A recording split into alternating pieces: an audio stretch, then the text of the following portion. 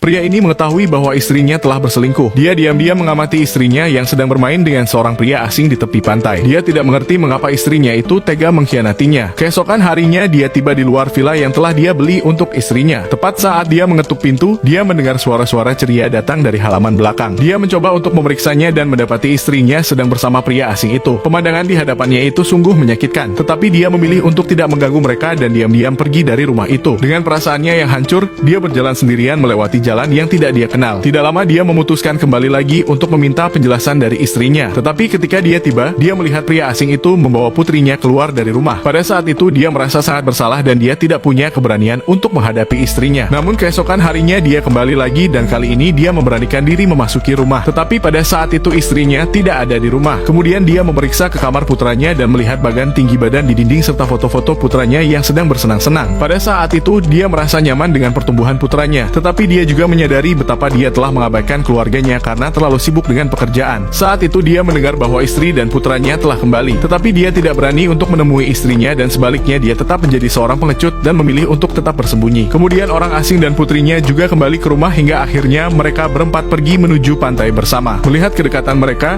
dia merasa seolah-olah ada batu berat yang menekan di dadanya. Ketika dia akhirnya turun ke bawah, dia melihat beberapa dokumen imigrasi di atas meja. Ternyata istrinya berencana untuk memulai hidup baru dengan pria asing itu. Dia kemudian mengikuti mereka ke pantai dan melihat mereka bermain pasir dengan riang. Terlihat jelas bahwa keluarga itu tampak seperti gambaran keluarga bahagia. Namun di dalam hatinya tetap menyimpan kebencian sehingga dia mulai menyelidiki latar belakang pria asing itu. Yang mengejutkannya, ternyata orang asing itu hanyalah pekerja biasa dengan kemampuan finansial yang jauh lebih sedikit dibandingkan dirinya. Hal ini membuatnya bingung mengapa istrinya jatuh cinta pada orang seperti dia. Kemudian dia mengikuti orang itu ke rumah sakit yang ternyata orang itu memiliki istri yang telah terbaring selama bertahun-tahun. Hal itu membuatnya semakin bingung, sehingga setelah orang itu pergi, dia memasuki kamar dan menceritakan kepada wanita itu tentang perselingkuhan suaminya. Dia mengira istrinya itu akan marah besar, tetapi ternyata wanita itu sudah mengetahuinya sejak lama dan bahkan dia merasa senang bahwa suaminya telah memiliki wanita lain. Dia menjelaskan bahwa dia telah lumpuh selama 6 tahun dan suaminya harus menghidupi putri mereka sambil membayar tagihan medisnya. Dia hanya bisa berharap agar suaminya dan putri mereka akan bahagia. Kata-katanya itu menyentuh hatinya dan membuatnya bertanya-tanya apakah dialah yang telah menghalangi kebahagiaan istrinya. Ketika dia ingin mengucapkan selamat tinggal kepada sang istri, dia mendapati pemandangan yang kacau di dalam rumah itu. Kemudian dia mendekati seorang wanita tua untuk menanyakan apa yang telah terjadi. Wanita itu mengatakan bahwa tetangganya itu telah membawa seorang anak laki-laki ke rumah sakit. Dia bergegas ke rumah sakit dan ketika dia tiba, dia melihat orang itu terengah-engah dan bahkan salah satu kakinya terluka parah. Pada saat itu, akhirnya dia menyadari mengapa putranya begitu dekat dengan pria itu dan mengapa istrinya telah jatuh cinta padanya. Hingga pada akhirnya dia memutuskan untuk tidak mengganggu mereka dan pergi meninggalkan keluarga istrinya yang baru.